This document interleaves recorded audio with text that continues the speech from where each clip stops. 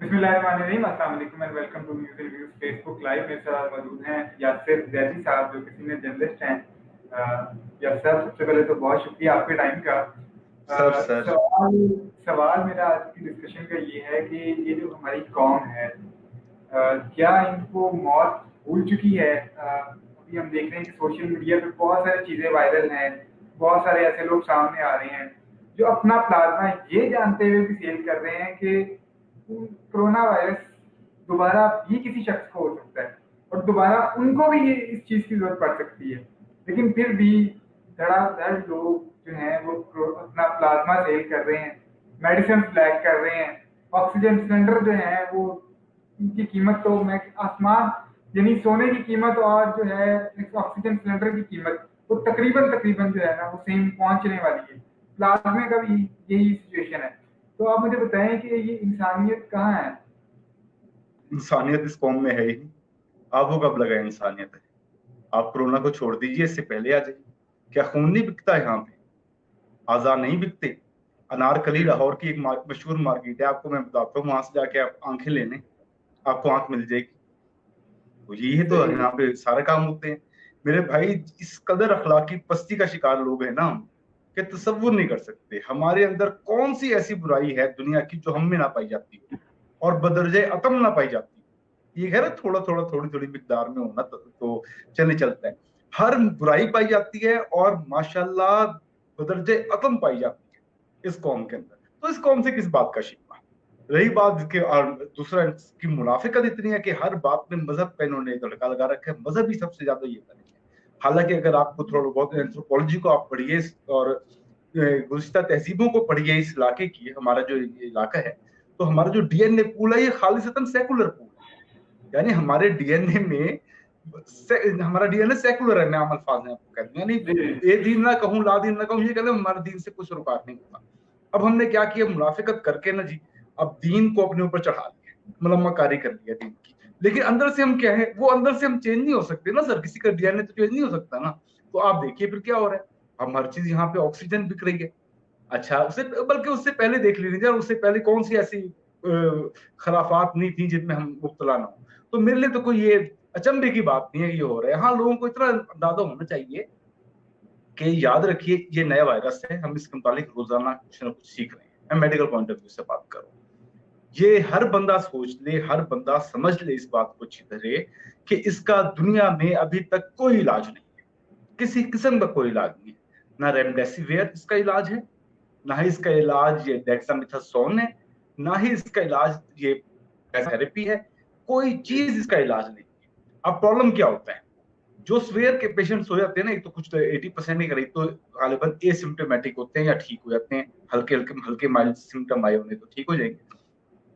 अब प्रॉब्लम ये होता है जो स्वेयर कंडीशन जिनकी होती है, जरा कंडीशन खराब होने लगती है, वहां पे काम आता है डेक्सामेथासोन। वो वहां पे सही। कारामद है। या आपका प्लाज्मा थेरेपी कारामद है। और दूसरा ये जो रेमडेसिवियर है, जो पाकिस्तान में भी अब बनने वाली है चंद दिनों बाद, और पाकिस्तान ने अप्रूवल भी दे दिया उसकी। लेकिन मैं आपको एक रिसर्च बताता हूँ, मैंने आपको आज शाम को डॉक्यूमेंट भेजा था। जी। पाकिस्तान ने रिसर्च किया, प्रॉपर प्रॉपर रिसर्च हुई है पाकिस्तान में, जहां उन्होंने बताया है, इसलिए बात साबित हुई है कि जो प्लाज्मा थेरेपी है इसका कोई इफेक्ट नहीं है। सर, मैं छोटी बात नहीं कर रहा, मैं बहुत जी। बड़ी बात कर रहा हूँ। इसी किस्म की बिल्कुल। प्लाज्मा थेरेपी डेंगू में भी होती रही है।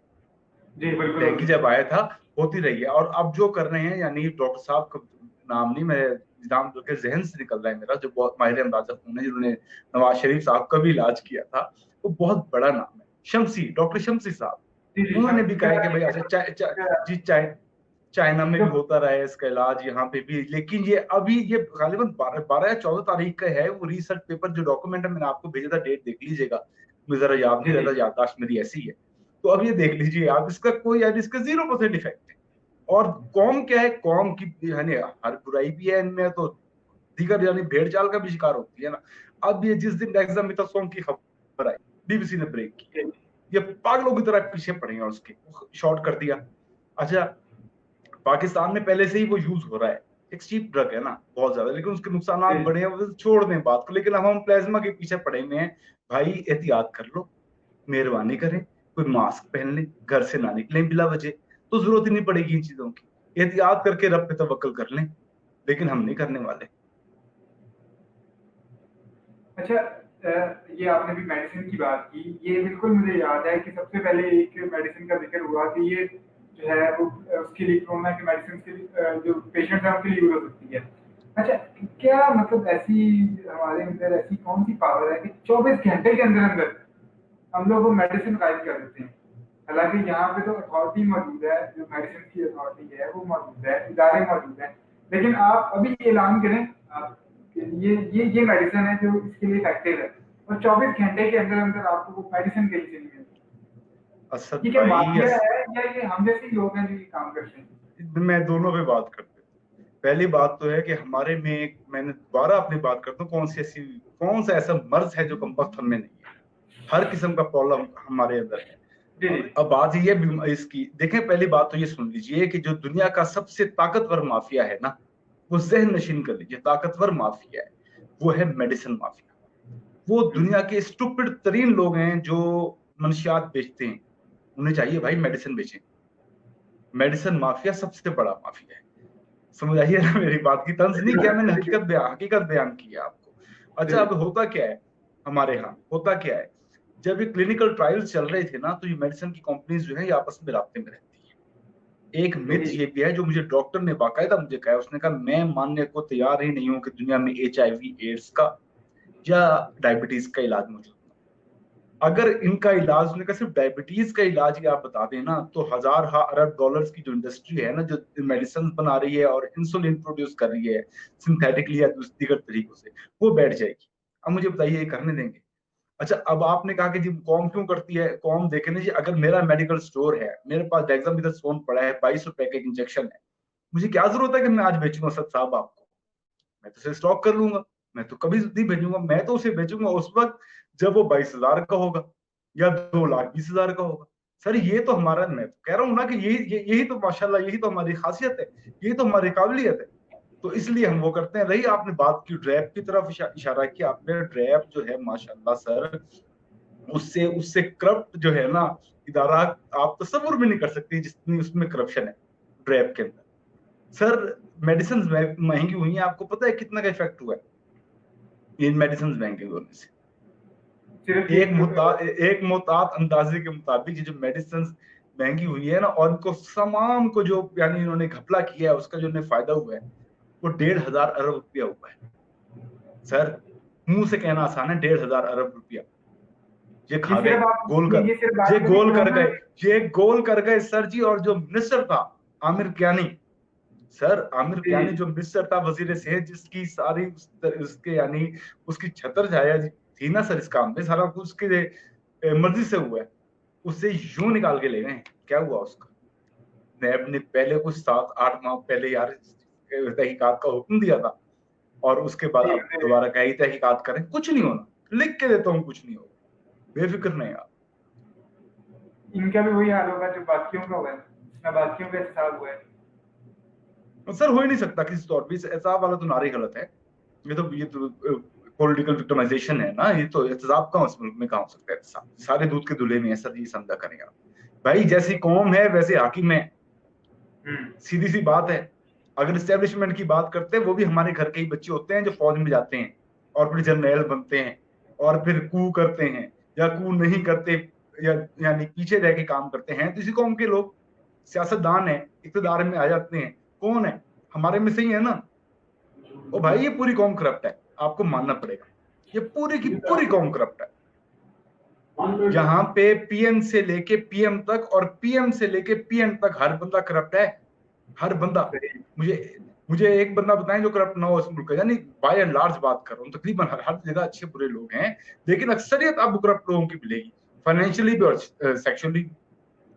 अच्छा, ये मुतवक्का ये हम जो है वो बात सुन सकते हैं कि हमें मुझे आवाम ही अच्छी नहीं मिली। असल मुझे आवाज नहीं आई आपकी, जरा रिपीट मैंने कीजिएगा काइंडली कहा क्वेश्चन। ये बात मुतवक्का है कि हम आने वाले वक्तों में ये बात भी सुन सकते हैं कि मुझे आवाम भी अच्छी नहीं मिली। हाँ सर, बहुत अच्छा सवाल है, बहुत ही अच्छा सवाल है, यही है सर, उन्होंने तो कहना है। बिल्कुल वो तो कह रहे हैं, अभी भी कह रहे हैं, वही बात ही कर रहे हैं, यानी गोलमोल अंदाज में वही गोलमोल अंदाज में तकरीबन यही कहा जा रहा है सर कि अवाम नहीं अच्छी। ये तो अल्लाह ही हाफिज है इस मुल्क का। मैं तो कुछ लोग होते हैं एथियस्ट, धैर्य, मुल्हिद, सुना होगा आपने, जो किसी खुदा को नहीं मानते, किसी नजरिए के कायल नहीं होते।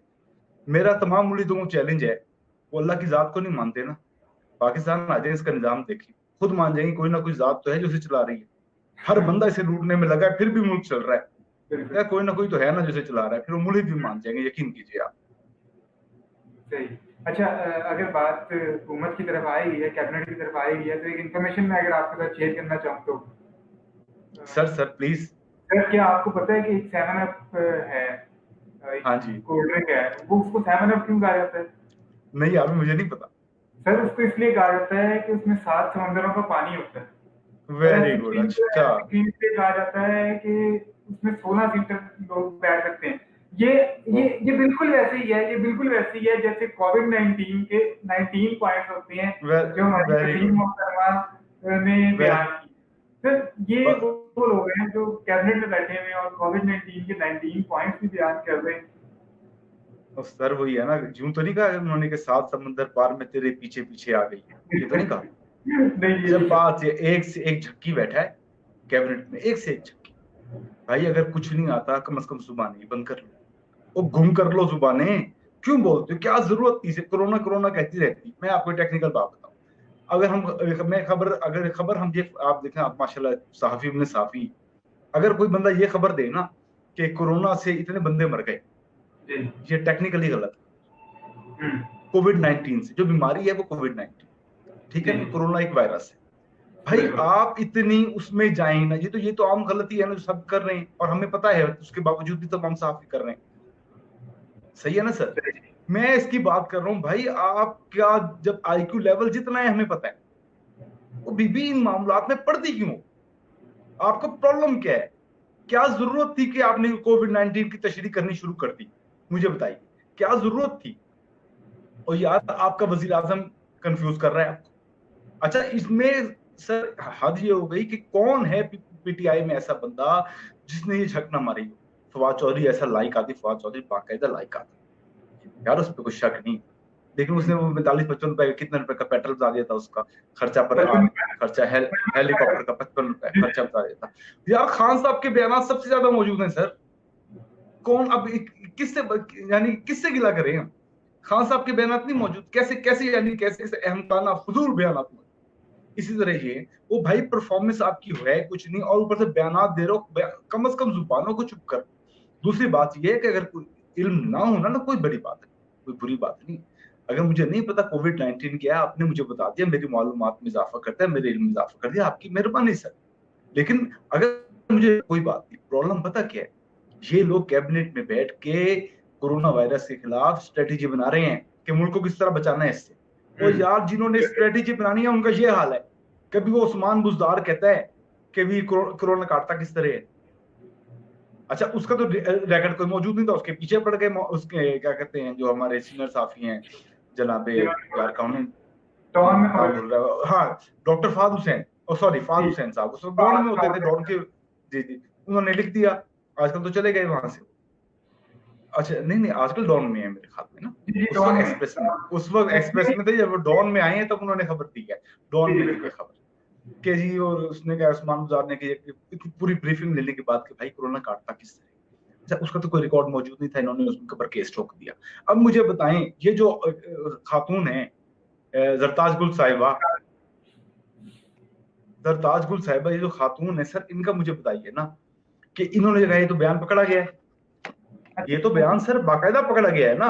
अब जी, ये आप अंदाजा लगा लीजिएगा, वो कहते हैं ना कि यार एक देग का जायका चखना हो ना, अपने चावल देखने हो, एक चावल ही बहुत होता है। आप एक चावल चख के देख लीजिए, आपको तो पूरा जायका पता लग जाएगा। आपको पूरी पीटीआई की कारकर्दगी ना इन बयान से ही वाज़ेह हो जाती है कि जिन्होंने पॉलिसी बनानी है उन्हें खुद नहीं पता ये है क्या। ऐसी है। अच्छा, जरताजपुर साहिबा के बारे में तो पहले भी बहुत सारे इनके बयानात हैं, अभी ये कोई नया बयान नहीं, इन्होंने पहले भी बहुत सारे बयानात दिए हैं, मादी में भी। इन्होंने मैचिंग मास्क की बात की थी, इन्होंने कहा था कि सर्दियों में आएगा कोरोना, गर्मियों में चला जाएगा। फिर जब बारिशों का जिक्र हुआ था, तो गालिब यही थी जिन्होंने कहा था कि इमरान खान आया तो बारिशें बरसी, फिर जब सैलाब आया तो उन्होंने कहा नहीं मैंने तो उसमें कहा ही नहीं था, मैंने तो कुछ और कहा था।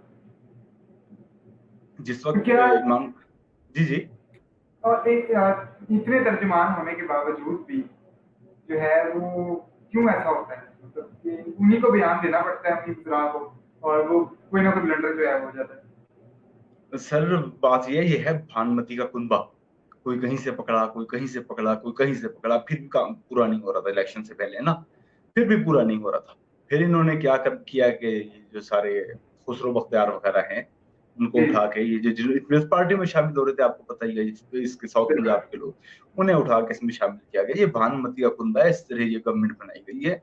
सर फिर देखने पर इस तरह ही होता है, ऐसे लोग मौजूद हैं। अब सरताज गुट की क्या मिसालें देते हैं सर। अब जिस वक्त इसने बारिशें हो रही थी ना पाकिस्तान में, और उसने सारा क्रेडिट कहा था, मैं खुद नहीं लेती जनाब, मैं खुद क्रेडिट नहीं लेती, मैं तो इमरान खान साहब को देती हूँ, तकरीर मौजूद है। उस वक्त पूरे इंडिया में बारिशें हो रही थी सर, जी जी चाइना में भी बारिश हो रही थी। मुझे बताएं, फिर मोदी भी आदिल हुक्मरान था ना, नेक हुक्मरान था कॉलेज के, जो वहां बारिश हो रही थी। अगर इमरान खान नेक है, बारिश हो रही तो भाई इंडिया में भी तो हो रही थी। वो बीबी कुछ पढ़ लो और लिख लो, कुछ जान लो यार, कुछ टीवी देख लो आधे घंटे के लिए कि तुम्हें पता लग जाए, कोई अखबार पढ़ लो आधे घंटे के लिए, कुछ सुर्खियां देख लो, नहीं नैले। और फिर करप्शन का हाल ही देखें इनका सर। FATF, ये फैटफ, जी किस कदर खतरनाक खतरनाक मौजू है सर, बात करना भी। यानी कितने हमें उस इस वक्त अभी भी हमारे सर पे तलवार लटक रही है फैटफ की। और फैटफ से जो हमें बचाएगा इदारा सर, वो नेक्टा है। जी जी नेक्टा में इन्होंने अपनी बहन शबनम गुल की तकर्री करानी थी, तकरीबन हो गई थी तकर्री। खान साहब ने क्या एक्शन लिया? कुछ नहीं, डांट के बस खत्म कर दिया। ओ भाई, इसकी पूरी तहकीकात हो गई, इन्हें फायर करना चाहिए था। ये जो मिनिस्टर साहिबा है आपकी, नहीं किया। और ये सारे एक जैसे हैं सर, सब के सब, और दबा के करप्शन कर रहे हैं, दबा के।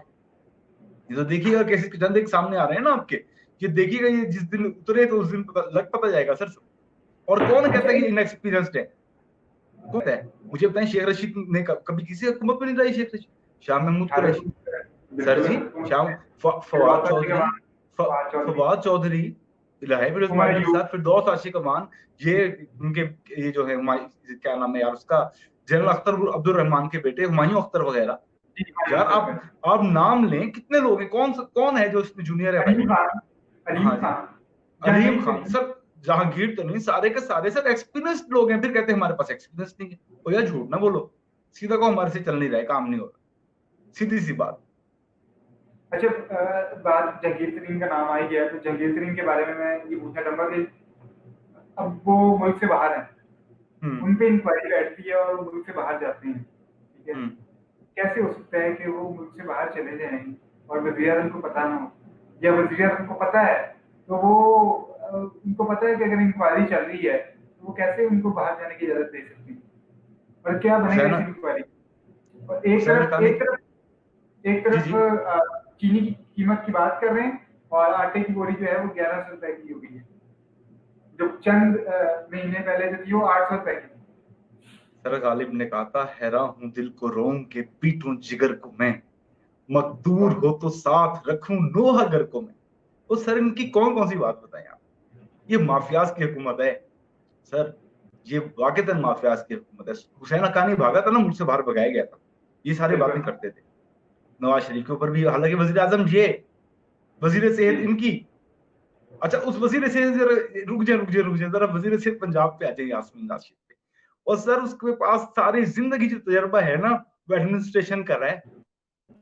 वो PMDC की भी गालमन चेयरपर्सन नहीं, और पता नहीं क्या क्या जी उनकी कारकर्दगी, अल्लामान अल हफीज। एक दिन, आपको पता ही होगी खबर, वो एक दिन जो कोविड नया नया आया था, तो फयाजुल हसन चौहान की और इनकी ना कैबिनेट में लड़ाई हो गई। जी जी फरमाइए फरमाइए। यास्मीन राशिद साहिबा मैं और सुन रहा हूँ। फयाजुल हसन चौहान की हो गई लड़ाई। फयाजुल हसन चौहान ने ना हाथ बांध दिया, उसने कहा बीबी खुदा का खौफ करो, और नहीं होता है डिफेंड में मुझसे तुम्हारी कारकर्दगी। लेकिन ये तो अजराई तफन्नुन क्या, बल्कि ऐसी बस मैंने बात करनी, चलिए छोड़ें इससे, जो भी बात आप सुनते आ जाते हैं जी उसी को भागने के ऊपर। नवाज शरीफ को उन्होंने भगाया, पूरी पंजाब जी गवर्नमेंट जी थी, इनकी मिनिस्टर थी, इनकी मशीनरी थी, और जनाब शौकत खानम के लोग भी थे।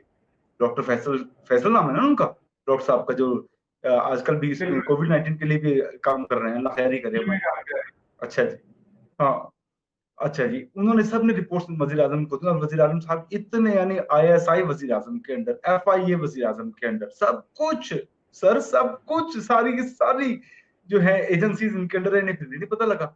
अच्छा वो धोखा करके चले गए यार, कमाल कहाँ है। चले। ओ भाई सीधा कहना भगा दिया आपने, सीधा कहें हाँ आपकी जी। औकात ही नहीं थी, आपसे पूछा ही किसी ने नहीं, ले जाने वाले ले गए। तो इसी तरह सर जहांगीर तरीन गए, और ये खान साहब को बहुत सूट करता था जहांगीर तरीन का जाना, क्योंकि उनका पाकिस्तान में रहना बहुत ज्यादा खतरनाक था, बहुत ज्यादा। वो जो गुल खिला रहे थे ना कई एमएनए से, तो बाकायदा वीडियो बयान भी जारी की थी उनकी हिमायत में। अभी मामला थमा नहीं है, खान साहब हो गए सियासतदान पूरे। देखें इसमें सबसे बड़ा जो किरदार है ना, सबसे बड़ा जो बैक हैंड पे नहीं, जो फ्रंट पे किरदार है, वो पता किसका है? खुसरो बख्तियार फैमिली। भाई उनके हाशिम बख्त जमा जो भी नाम है उनका, वो पंजाब के फाइनेंस मिनिस्टर हैं सर। 63% पाकिस्तान का, 60%, 63% पंजाब है, और उसके फाइनेंस मिनिस्टर की सीट उनके पास। सर आम बात नहीं, आम पोस्ट नहीं है।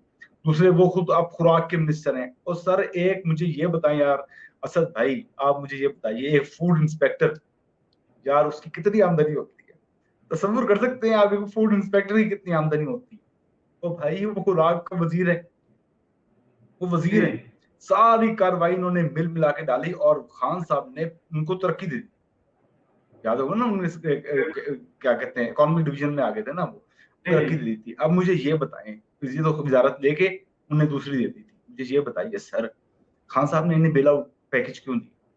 इस वजह से कि वो सबको नहीं नाराज कर सकते थे यार। इस्टेब्लिशमेंट की भी यही बात है ना, जब इलेक्शन हुए थे उन्होंने पीपल्स पार्टी को नाराज नहीं किया था इतना जितना करना चाहिए था। नून लीग से उन्होंने पंगा ले लिया था, नाराज कर दिया था।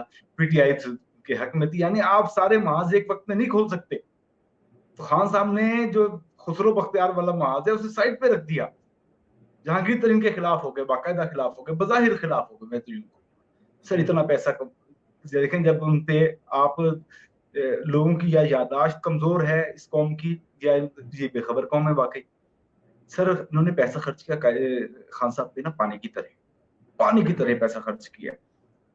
इनकी केपी में गवर्नमेंट आ गई 2013 में।